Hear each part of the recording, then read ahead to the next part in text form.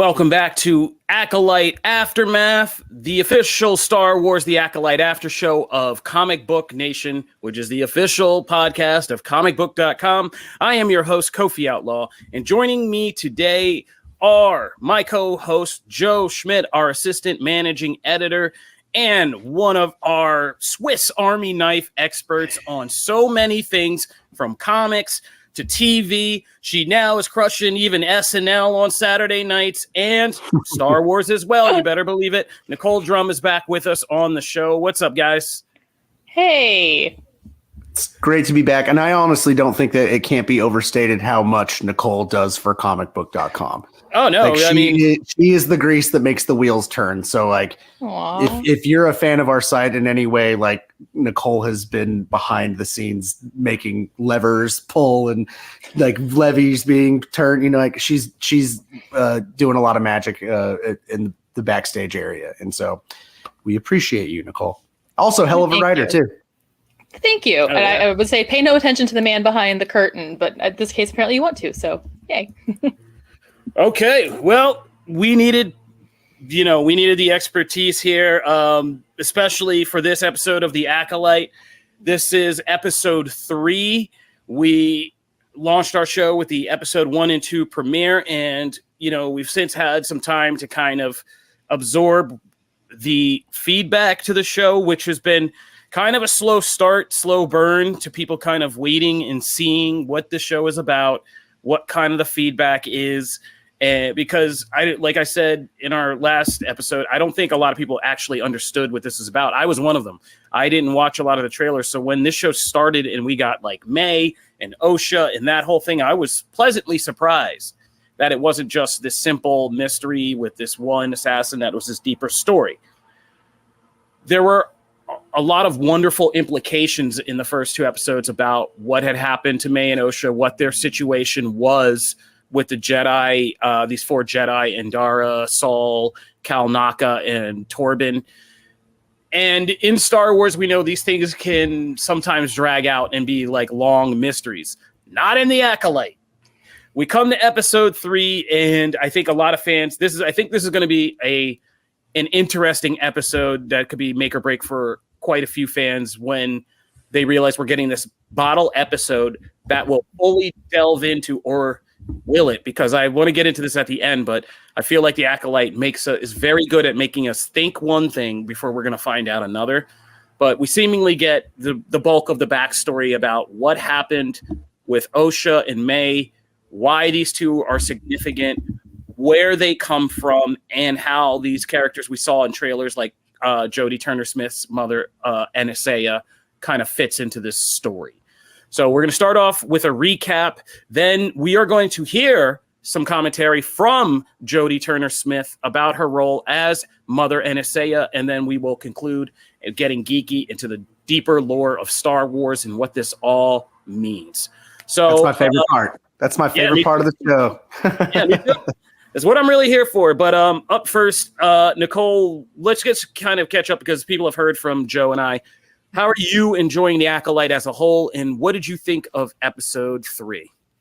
I'm this is probably going to be controversial. This is probably my favorite Star Wars thing to come out in a long time because it is so unique and different. And I've loved Star Wars my entire life. My mom introduced me to it as a small child, and don't get me wrong, I love my Skywalker stuff. I love all that, but this is just so different, and I love a good mystery thriller that's not as straightforward as you think it is. And so this turning into being a larger puzzle, I think is just so cool. And I'm really, really, really excited to see where this goes. And I tried to go into The Acolyte not knowing much about it because Star Wars for me is this little universe that, because of what we do, we get deep into the weeds on a lot of things. And I like to keep Star Wars pure for myself. It's like my little favorite little fandom baby. And so I stayed as clean going into it as I could. And I am just loving the crap out of the show. At episode 3, I'm just like, space witches. I'm just so excited about it. Like, it was such a cool episode. And I think it really does kind of turn everything I thought after 1 and 2 a little bit sideways. Because and we'll get into this, but it leads into this something that I have always kind of held as I am definitely a team dark side person, and it's like, don't believe the lies of the Jedi. And I kind of get this. It's like, yes. So I'm very happy with the series so far. Big fan so far. Okay. Yeah, let's get into episode 3. And I want to be honest, Nicole, you're saving our lives. I was like, it was me, Joe, and Patrick last week, and I was like, this is going to be really weird if it's just us trying to assess a bunch of space witches and their views and this. So Space witches. But yeah, I know that you have a good affinity for witches, and I was really happy that you were going to be coming on here and helping us out. As our resident vampire, I think she, is more on the topic of witches than more qualified to talk about this stuff than anyone else. And yeah, I mean, right. I was happy when they said you were coming on. I was like, all right, good, here we go. So yeah, we get this backstory, and I got to say, I really did enjoy. Bottle episodes can be really hit or miss for me. But I liked that we got right to it. I liked that this isn't drawn out. We had that kind of really profound moment between Osha and May seeing each other. And you can kind of get that on a sister to sister level, like seeing a sibling you thought was dead. If you have any brothers or sisters, you get that. Like, that's not hard to get, but understanding the full, deeper kind of meaning behind that moment and what they've been through was important. And I'm glad we got it here. I've watched the episode several times. I did, recaps for it and whatnot. So I've been paying attention to just so many of the details because this show is so good at just giving you brushstrokes of dialogue that they don't like harp on as dramatic or big, but they're very important. And like, there is, like you said, this is like one of those glass onions. Like, we think we're looking at one thing, but there's like so many other layers to what is going on. But as somebody who's read the High Republic stuff, there is a connection and some echoes in this about like things like the path of the open hand and these kind of force religions that existed in the High Republic. Some of them, like the path of the open hand, splintered off and became the path of the closed fist, which is like a militant terrorist organization trying to stop people from manipulating the living force because they don't believe in that. This episode, and I didn't even catch this the first time I watched it, but it's so interesting when it essentially introduces a whole new view of the Force, which is the thread, right? Which Aniseya describes as, it's not this power that you try to control and wield. They don't say it out loud, but that's like a very male kind of centric view of it. And it's like this thread of destiny that connects in us all, and you're able to pull on it and move things, but when you pull on it, it changes fates, it changes destinies, and all of this kind of stuff. And I really kind of dug it. You hit the nail on the head, like as far as basically like if the Jedi are going to be a fraternity, this is a sorority. This is a completely different take on what the Force is. And for watching it for so long, and we haven't really seen other than the Witches of Dathomir, which have been basically lambasted and shunted off into their own planet, where they basically become a cult. And even like we see here, we see makings of them, and they are all peaceful and kind, and they're protecting each other. And it was a very interesting, different take, and such a cool contrast to what we see as like, you think the Jedi and Sith, and that's like good and bad. And instead of that, like, we're finally getting takes on Force wielders that have different philosophies and different approaches just to life and community and culture in general.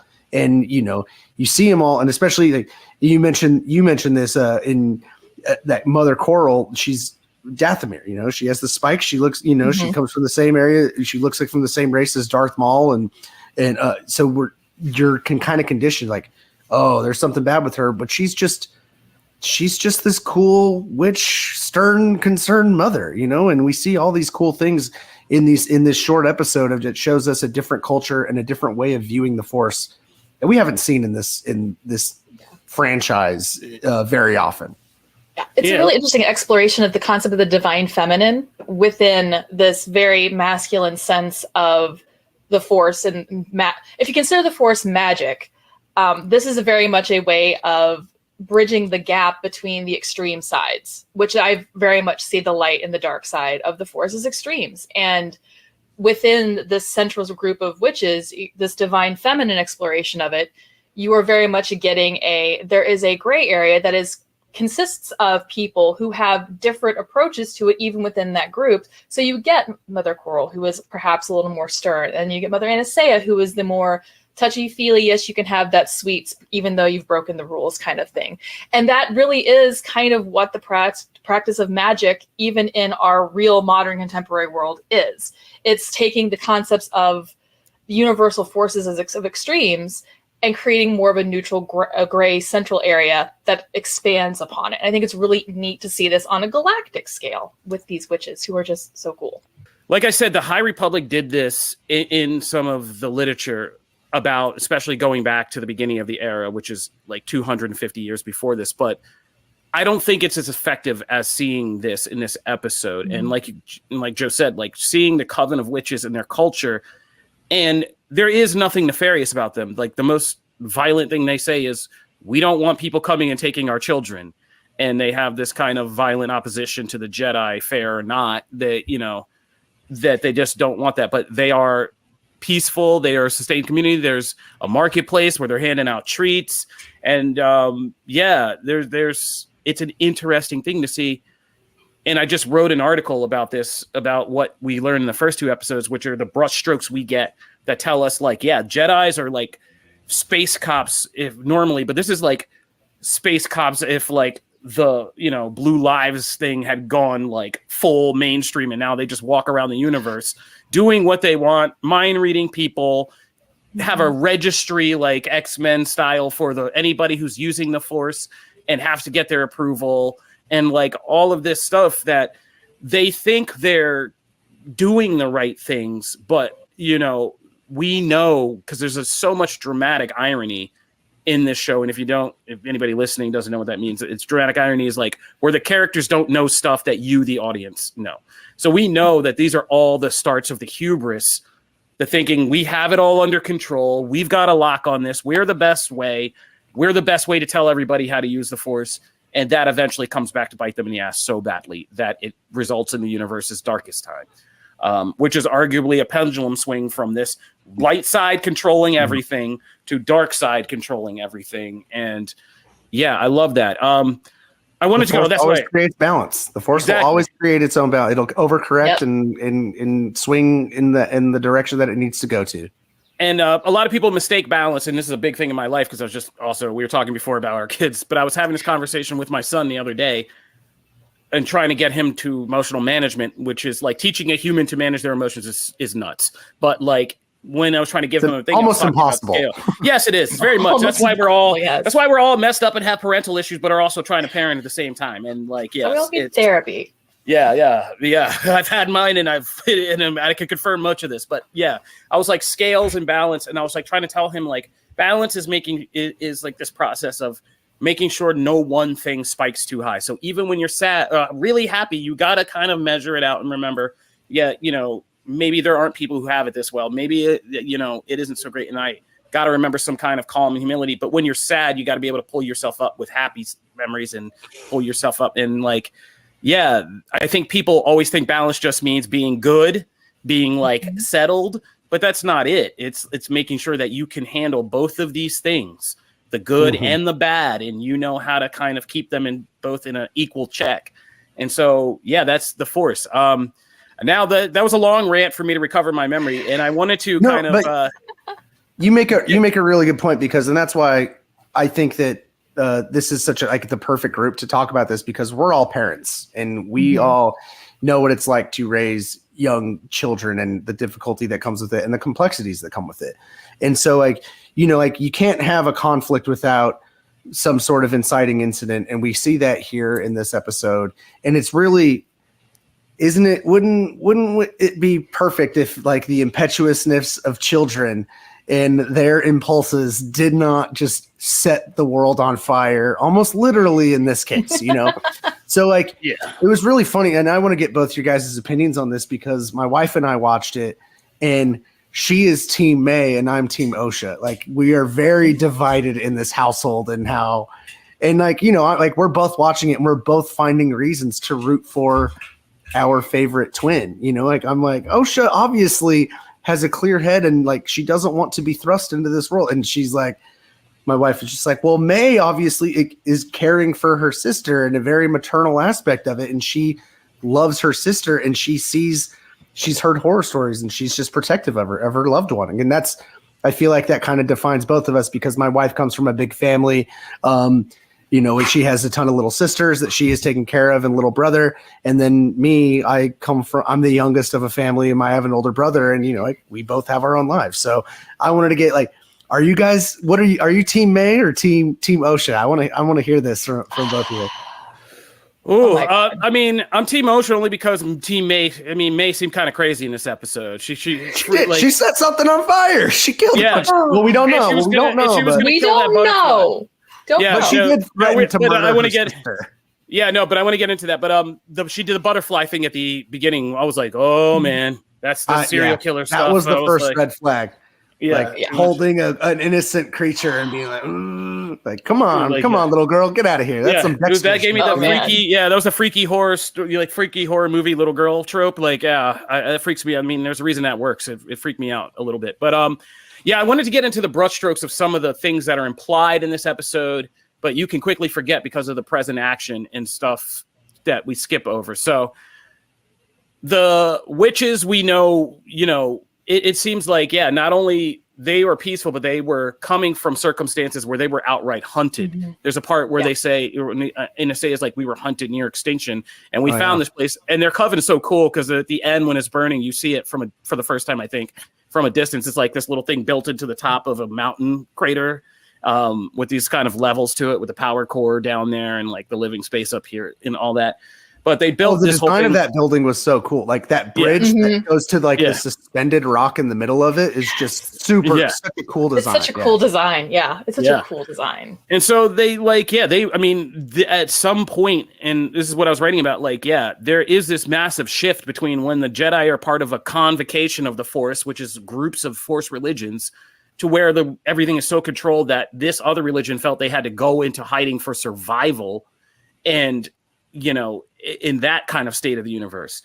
It's also kind of a big deal that we learned in this episode that the chosen ones aren't necessarily, Anakin wasn't the first midichlorian baby potentially. Remember my theory from last week when I said it's balance. I was spot on, baby. Yeah, no, you're not wrong. And I'm wondering if they're going to tie in any of this, because even though we are getting away and we're all like, oh, this is so fun to play outside the Skywalker saga, there's still ways to pull this back. Oh, yeah. And we'll never get away from the Skywalkers completely. Oh, no. It's not outright said before things go horribly wrong, but Quirrell says to, when they have their little lover's quarrel in front of the rest of the coven, and she's like, yo, I carried these babies. And she's like, yeah, I made those babies. And what couple hasn't had those arguments? But,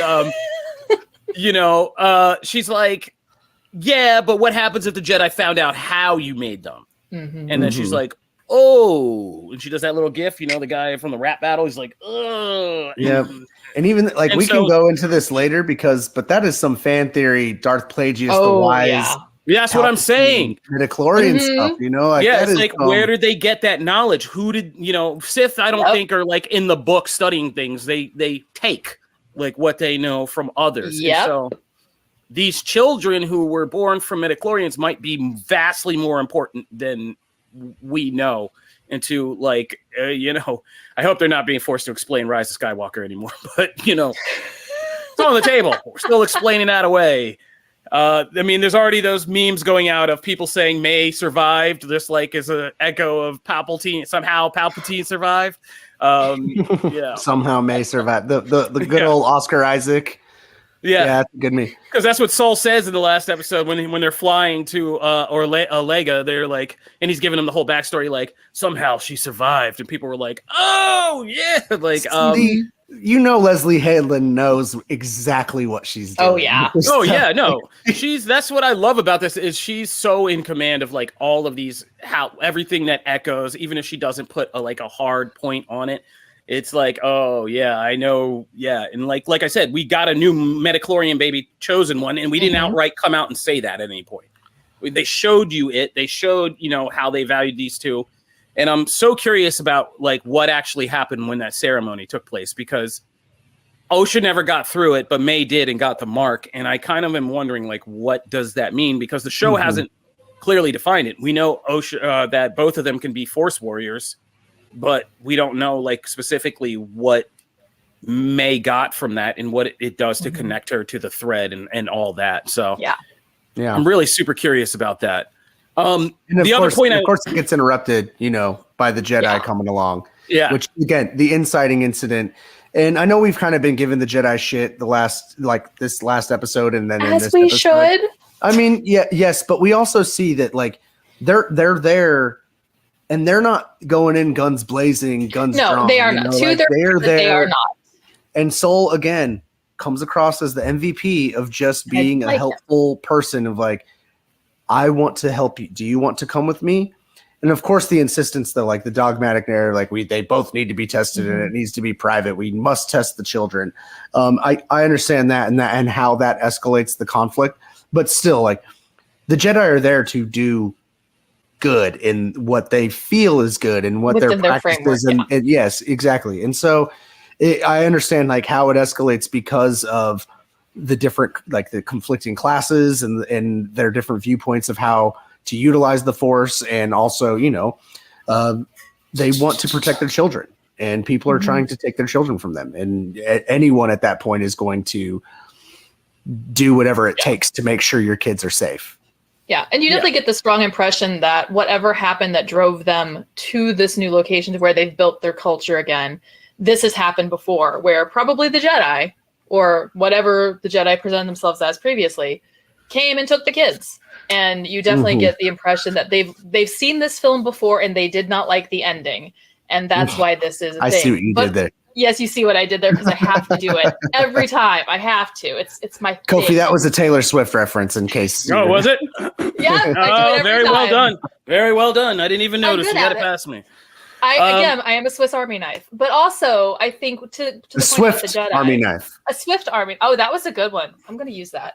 You see what I did there? I did see what you did there, but to the point where the Jedi think they're doing the right thing. I also think we see levels of where the Jedi, those individual 4 Jedi's ideologies are, and I think that some of them have purer intentions than the others. And Soul is a cinnamon roll, and I would protect him with my life at this point. The others, not so much. Maybe the Wookiee too, but not so much the others. Because I get the feeling that they're about to do some bad that even Soul doesn't know about necessarily. And that's just my personal theory. No, I want to get into that, but we're going to geek out on that after we go and hear from Jodie Turner-Smith about her role as Mother Aniseya. We have a clip from... Also, I love her. I didn't want to get there because I always feel like, you like when my little crushes start coming out, but man, I mean, Jodie Turner-Smith was beautiful in everything she's done, but like throwing her in this kind of vibe, like I was all about it. Can she lead my coven? Because I would be a witch in her coven if she's going to lead a coven. Like, sign me up. I love her. I would have loved to talk to her and be like, were you hanging out with Erykah Badu? Is that what you did for this? That's the vibe that I got. Yes. Oh my God. Yes. That is definitely the vibe. Yeah. That is some mother's gun type stuff. Yeah. I want a sweet treat. Please. Is the thread really Baduism? Tell me now, because I will join. We will join whatever cult you have started. Yes. But she was fantastic in this role. So enough gushing about her. Let's talk. Let's see what we heard from Jodie Turner-Smith, and then we're going to come back and geek out about the deeper Star Wars lore of all of this. Stay tuned.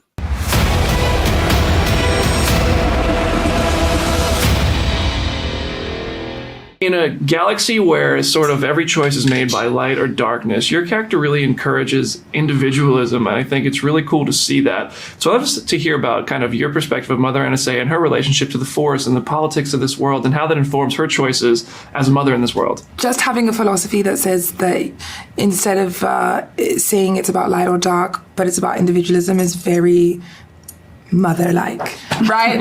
That's very much like that's definitely what your mom's going to be encouraging. That belief that you're not just one thing, But I also think, Mother Aniseya represents a philosophy that is more about connection to life and less about connection to dogma.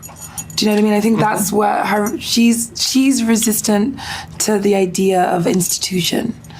And she just wants to create a world that is safe for those like her.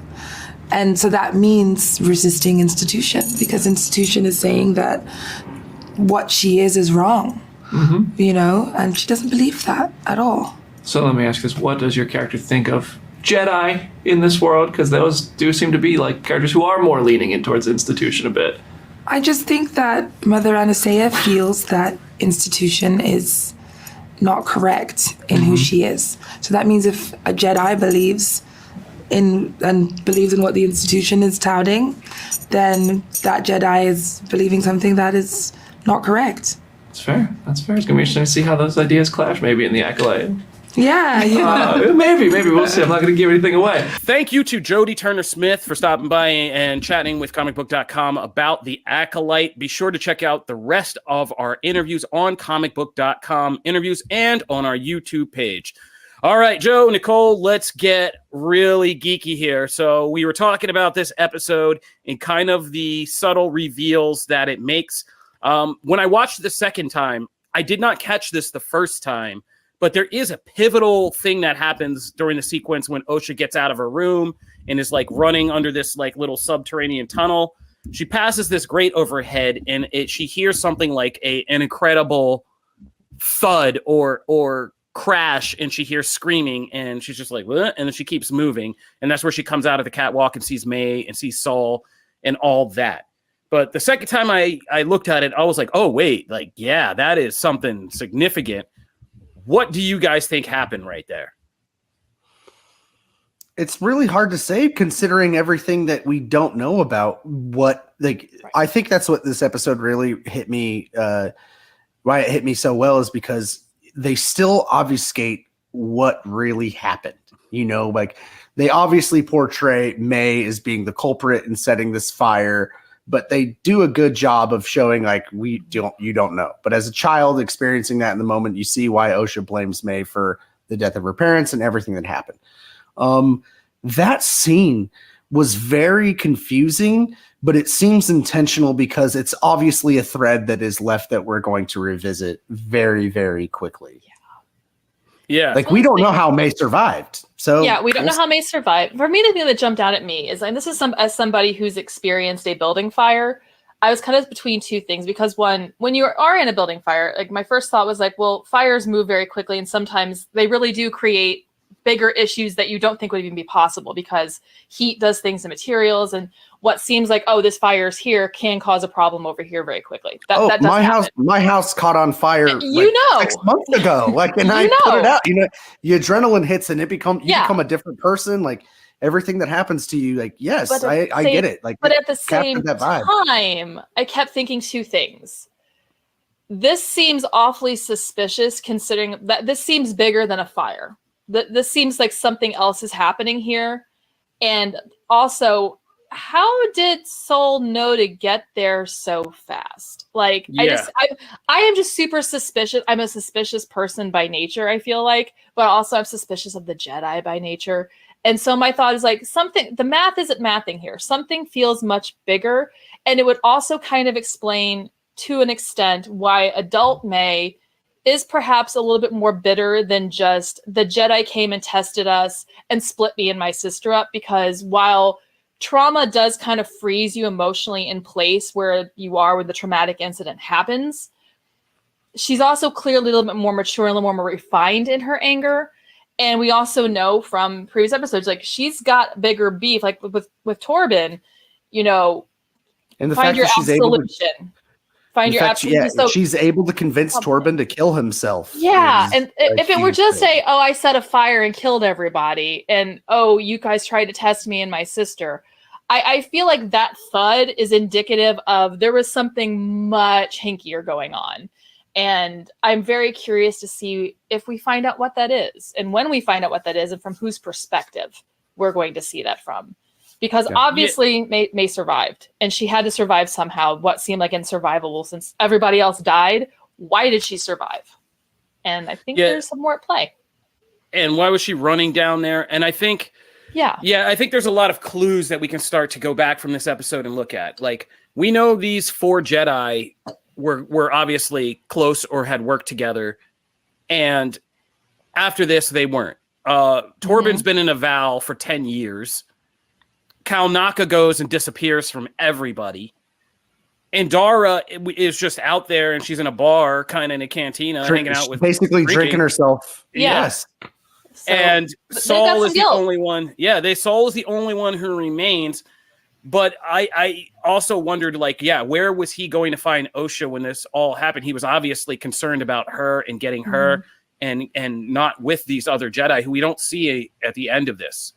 And the witches aren't burned up. They're laying in this massive pile, but they're not burned. And Mother Aniseya is the only one who looks like she might be a little singed out there, and we don't know how or why and like what happened there. But I think there was a fight, or there was something that escalated. Either Quirrell wasn't going to let them leave, and it came to blows, and then Aniseya already showed that she could, how powerful she is when she took over Torben's mind in like an instant. And they probably, in the way that Indara in the very beginning says, like, she's quick to get on that comm and be like, there's an unregistered Force user. It seems like she is that cop that is very much about controlling that Force use and keeping track of it.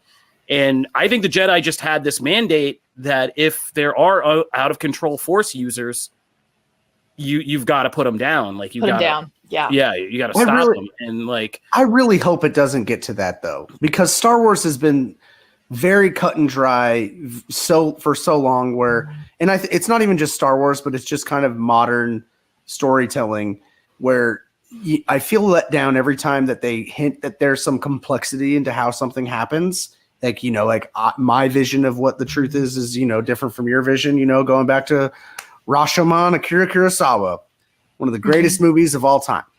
But I really get myself hyped up when I see these things, and then all of a sudden the story basically says like, oh no, actually there is a bad guy and there is a good guy, and here's the bad guy and here's the good guy. I don't like that. And I really hope that it gets to a point where we see like, yes, May made a mistake, but like the actions between both sides escalated a conflict that probably could have been taken care of and squashed before it ever got to that point. Because that I think that Star Wars needs something like that, especially as we're seeing this coven of Force users that are different from the Jedi, that are different from the Sith, that have a different viewpoint. I really, really, really don't want to see Lucasfilm and just the showrunner just make sure that actually there are bad guys and good guys in these stakes. Like, please, just give us some moral complexity in this. Like, this is the closest we're going to get to Grey Jedi, because Grey Jedi don't exist. You know that. We know that as much as we both wanted to. But just give us something like this, I would honestly not be surprised if we find out. Like, I feel like we're going to revisit this at some point in a future episode. And I would not be surprised if we find out that there is another party that we are not aware of yet in the story. And that might be where we get the complexity, where we find out there's something else in the sauce that is causing... There's already this distrust. There's already the inciting fire, and then there's another player involved. Because if the Jedi are there because they suspect something is up, we know that there's other forces at play. Not using force, but just the concept of additional people at play who also would be interested in what's going on here. And since we are at the beginning of unrest and the hubris that's going to change directions of things, it would not surprise me if there is another player that we haven't met yet, or someone like Torben is maybe involved with something where, again, he's not necessarily a bad guy. He's just involved in some bad stuff and makes a mistake. And he's also young. And he's young. He's young. He's not Padawan. Exactly. And so it's not I am a bad guy. It's I'm young and stupid and I made a gigantic mistake and now the entire galaxy's going to burn. Before we get into that, Kofi, I don't want to derail it, but can I just say, the makeup that Torben had in the second episode, and then seeing him like as he is, like, that really threw me off. I'm very weirded out by like Torben obviously being played by like a mid-20s actor, and then looking as he does in the second episode. I was like, what is going on with this dude? And I think I made this joke to Kofi in Slack. I was like, meditation is a hell of a drug. That is, yeah, no. But it's interesting you say that because we don't see him at the end of this. We don't see him or Indara or Kalnaka at the end. We see Saul get her to the ship, and that's all we see. Yeah. I feel like he also lies when he said there was a fire and all your family died, and he tells us that, and because you see him and he has like the 1,000-yard. It's shot where she's hugging him, but you see his face, and he just has that like 1,000-yard stare. That is just like, I'm hugging this girl, but I'm lying to her. Like, what have I done? Yeah. Yeah, exactly. Mm-hmm. And I'm wondering, one thing I was wondering is because these episodes are so tightly written, is they made a point to show us this ritual with the 1, the 2, the many, where they're doing the force push exercise. And I'm kind of wondering if there was just a tug of war game that went very, very wrong in all this. And like, yeah, they tried to, unite the coven, push the Jedi push back, and something went horribly wrong. Mm-hmm. And that was that thud that we heard while Osha's kind of like running over. But I think we are going to get a Rashomon. And there appeared to be a celestial event going on while that was happening. I mean, if you look in the background, it looked like the two were, as they were doing it and drawing on their power, there was a celestial event happening in the sky, and they didn't get to finish it. And so maybe there's a cosmic reason something went awry, and it's bigger than that too. Because again, and this is a magic witchcraft thing. A lot of things in even contemporary witchcraft are based around cycles of the moon and celestial events. And that's where like you make your moon water and you do your rituals and you do things for the new moon, for the eclipse and this, that, and the other, and the energies around it. And certain things work better at certain times of the month because of that. Maybe that has a piece of it, because they weren't able to complete the ritual. Stuff is knocked out of balance, and that causes the bigger thing. Maybe it's not even just the people involved. Maybe it's magic itself. That is one of the coolest. I think that's such on point, and I feel like it's been hitting us in the face this entire time because look at the logo of the title treatment. It's the Acolyte. The O and the Acolyte is the overlapping red and blue, which now we see are like May and Osha, but it's also like, it goes down to this cosmic imagery and all of that. Like, oh my gosh, what a great point. Oh, wow. Yeah, I'm kind of now wondering, you guys got me wondering if Osha wasn't supposed to be the balance to May, and if she didn't get that, she didn't complete the ceremony, and because of no balance there, everything. And again, we've also seen May can wield the force like she's breathing. May can wield like Osha struggles. Yeah. Osha cowered while May stepped forward and kind of pushed back against. If you don't complete the ceremony, you don't bring the magic into you, stuff is out of whack. But see, now we're getting into that discussion of like the balance of it all, because again, like what if everything happened exactly as it was supposed to happen for the creation of the Sith, because the Sith needed to exist to create balance to the Force, because the light side and the Jedi, the wielders of the light side, were basically becoming space cops, like we're getting into some really cool nitty-gritty Star Wars lore that really has not been explored before. And like, this is fascinating. It's so funny to me when like I see people, I know like since the reactions of the show have come out, there've been people who are like, this isn't Star Wars. And I'm like, are you paying attention? This is Star Wars. This is like the closest thing to like the lore aspect of like exploring the deepness of the Force and what it means to the galaxy and what it means to these stories. This is the most we've gotten. Yeah, this is it. Yeah, oh yeah. This is the building blocks of what Star Wars becomes. Yeah. This is peak Star Wars. Like I'm not listening to any of those people. They obviously, I think some people are just locked into like some weird nostalgia about what they think Star Wars is, and it never quite adds up. But this is peak Star Wars for real. Like 100%. On so many levels, from the multiple cultural borrowings to the multiple mystical metaphysical concepts being slammed together. Like, this is everything George Lucas did. And yeah, I have theories. I have a big theory, and I wrote it up for us, that there is a second Sith Lord in this, that May is an acolyte of an acolyte, and that there is a master behind all this. And I even wrote up, I think I have a theory we'll see as further episodes come out of this, but I have a theory of who it is, and I feel like I'm going to be keeping my eye on Vernestra Rwoh, who, if that'd be an amazing twist, because the High Republic has made her a central character since the beginning, when she was a plucky young prodigy. And if it becomes the story of how this plucky young prodigy went into the Jedi Order, she already had a crisis of faith in like the last section of the High Republic, when all her, like a bunch of her friends died and her master died on the Starlight Beacon, the big thing that these pirates blew up and killed a bunch of Jedi. And she left. She went and became a way seeker, and she only came back to save her Padawan, who she thought was dead. So she had this disillusionment with the Jedi Order and left. And now we're 100 years because she lives so that story is like when she's 15 and 16. Now she's 116 in this series. And we don't know. There's this undefined space about how she came back to the Order, why she's there. And when you rewatch episodes 1, 2, and 3, like, she's the commander. She tells them what to do, where to go, what they're supposed to be doing. She's the one that baits Saul into getting May or Osha to join him, because she's like, well, we need to draw her out. Like, do you have anything that May wants? And he's like, oh, yeah.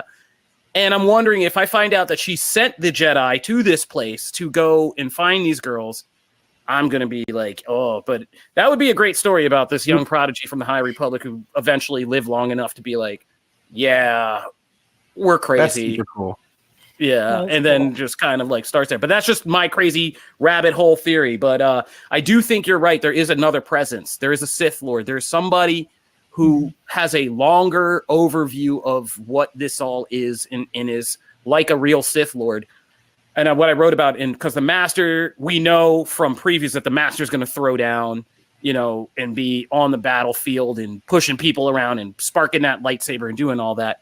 But a Sith Lord, like a Jedi, like Joe said, is like somebody who doesn't pick up the sword that much. Damn, you're Their right. whole Yeah. thing is like mind games, manipulation, staying unseen, getting everybody else to do all this crazy stuff while they just stay out of view. And I would love this to be a Usual Suspects kind of, or a Rashomon type of thing, where at the very end, because assuming this might be even multiple seasons, but at the very end, we find out there is this Sith Lord and nobody actually catches them. And and if it's in the Jedi Order, then that's just setting up the seed for like Dooku, Palpatine, Vader, like all this stuff that comes later to be like, you didn't even know this stuff was happening in your house. Like, you guys were screwed from the beginning. Like, and I hope we go there, because yeah, it'll do well to see, like, yeah, the Jedi didn't have this great stake over the Force. There was just corruption in there, and that made them eliminate other people who could possibly challenge them until it was time for that one group to come back. And like, yeah, what do you think? What do you think if at the end of all of this, if we find someone takes on the name Darth Plagueis? Do you think that would be a little like hitting too much over the head and like pandering to Star Wars fans, or would that be the coolest thing on the planet? Like, oh shit, Darth Plagueis! You finally see him. And we never mention him again. I always like anything that's a prequel to show me that I didn't really understand the story that I saw until I saw this the context. That's the best part of the prequel. Yes. Yeah. And that's why I like House of the Dragon, because, even though we've heard this stuff, that show went to great detail to say there are these little other things that happen in here, like Harrenhal and what happened there, and finding out in Game of Thrones that it was this horrible thing of this guy betraying his family and like killing him and starting the fire and all that. And so like, I love those kinds of things that expand your knowledge and stuff like that. So I hope we do that. Like, especially when it comes to like the lore, and when people tell stories and establish stories of history, and then you go back and say like, well, yes, the history books say this, but here's what happened behind closed doors. We'll take you behind the curtain. We'll let you know. Here's how it really went down. I agree. I think that it would be a very, very smart thing, that especially, this is the first time Lucasfilm has done something like this other than the prequels. So I think that that's a really smart play for them to do, and would really kind of push this narrative and this era of storytelling that they're playing in a cool direction, and give, open things up for basically future stories too. Yeah. All right. Nicole, you want to take us out with some final thoughts about this episode, about the show, about anything? I think this episode, honestly, and again, we haven't seen the rest of it, but I think this is going to end up being an episode that we come back and revisit when we get to the end of this series. This is going to be the episode where everything was put in front of us. We just have to put it together. And I love that they gave us this at this point in the series. I think that this might be one of the smartest things that the series is doing. And I really love that there are layers to this, and that we are getting these pieces of the history. We are getting these interesting theories, and that we are really exploring a section of Star Wars that we never got to see before. And I really just want to know more about these witches. And I hope that there's, even if it's supplementary material, like I'm all for getting some sort of more books or something. I want to know more about these witches' story. And I feel like this is such a good jumping off point to dig further into this era of Star Wars, that I think more fans that are more casual fans, I should say, because I mean, we know the hardcore fans have been reading these stories and doing this, and this is brain candy for us. But I think that this is a good jumping off point to explore this very interesting part of Star Wars. And I am dying to know what the complication is that we're not seeing. And I love that we're getting a mystery on a mystery on a mystery. And I still haven't decided if I'm Team May or Team Osha, because I can see merit in both of them. Okay. I would say that as much as I love a good mystery, a good Sith mystery, and finding out if I'm smart enough to guess who done it and all that stuff, I'm also really interested to see like more of these powers. I definitely think you're right. We're going to come back into this episode. We're going to get another version of this episode from some other perspective that fills in all the blanks, whether it's Saul finally having to come clean about like what happened or whatever.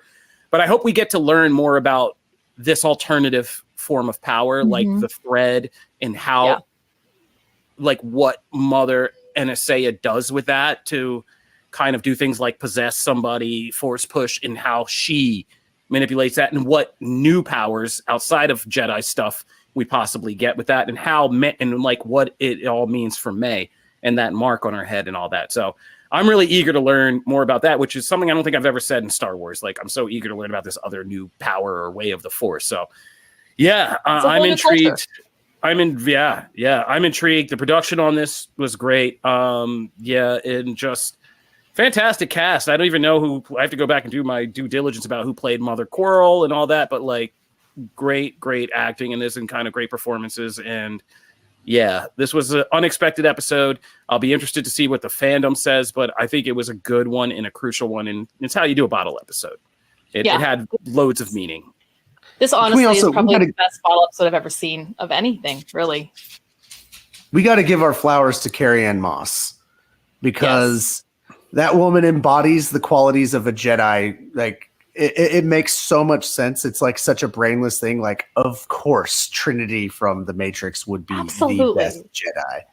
Oh yeah, no, she's great. I believe that she's a Jedi in real life. Seeing her as a Jedi. Probably. Oh yeah. If she walked up tomorrow with an actual lightsaber and like tried to force choke me or something, I would believe. Oh yeah, you can do that. You absolutely can do that. Of course you can. You're capable. Yeah, it's totally capable. People are like, some people, you know, we don't have to. I don't like to give the darker side of Star Wars any shine on this show too much, but like people complaining about like the characters' race, gender, sexuality, and stuff. It's like, guys, you know, I just watched a show. There were actors in it. They were really good. Li Zhong-Jie kind of affects the personality of a Jedi amazingly. I love Saul. I love Indara. Like, I even love Jecki and like how weird Jecki is. Like, and of course I'm part of the Yord Horde. And like, these are just great characters. Yord Horde. Yord Horde.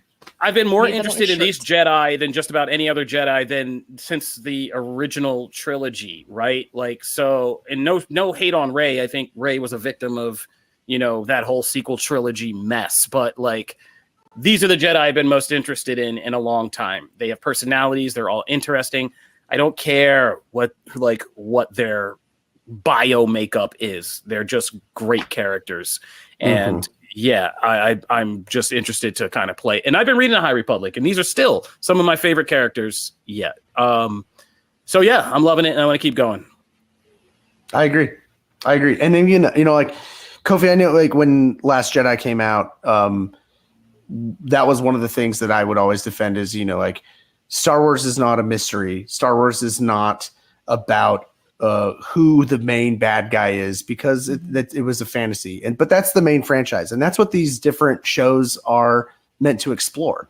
Like, Andor is not a typical Star Wars thing. It is basically thrusting you into the middle of a paramilitary conflict with a fascist force that is in control, and like how people exist under that. And so like that is completely different from anything that we've seen before. And it's great. And this is completely different from anything we've seen before. That's what these Disney Plus Star Wars shows, or these Disney Plus, or like, if it's not just going to be a movie or a show, and it's going to be a movie and a spinoff, they should be doing interesting new things. Like Solo was basically an Indiana Jones movie. except set in the Star Wars universe. Like all these things, if you're going to go outside of the actual saga itself, please do something new and please do something different. And I think that's the best, the highest compliment that I can play is that this is a different Star Wars story and it is as engaging and as high quality as it is. Like that's, wow. Like I'm loving it. I'm loving it. I always look at it this way. Star Wars as an idea is a library full of different books, and every book can be from a different section of the library. You can go to one corner over here, maybe that's the original trilogy, and that's the subject matter you want to read, or you can go over here and you can go to Andor, or you can go to the Acolyte. It's a library where there's something for everyone, and that's the point. These are stories that are bigger than just one section. You can go check out whatever it is you want to get to and find the thing that interests you. And these shows really exemplify that there is so much more to explore. And that's the best part of these stories. The best stories give you more. And that's what this is. Thank you, Nicole. Thank you, Joe. This has been Acolyte Aftermath, the after show for Star Wars the Acolyte. We are Comic Book Nation. Be sure to subscribe on all your podcast feeds and subscribe to our YouTube page. We are an entire nation of podcast shows. We cover an anime segment. We have a comic segment. We have a gaming segment. We also have our regular live show where we interact with our fans every Friday and talk about everything that happened in geekdom during the week, plus bonus episodes like this that I love doing with the comic book staff. So be sure to check in all of that and be here next week when we do Acolyte Aftermath for episode 4 of the Acolyte, which will be a pivotal episode, sure, after we pick up back from this bottle episode. So thank you guys for tuning in, and we'll see you out there. Peace. Adios.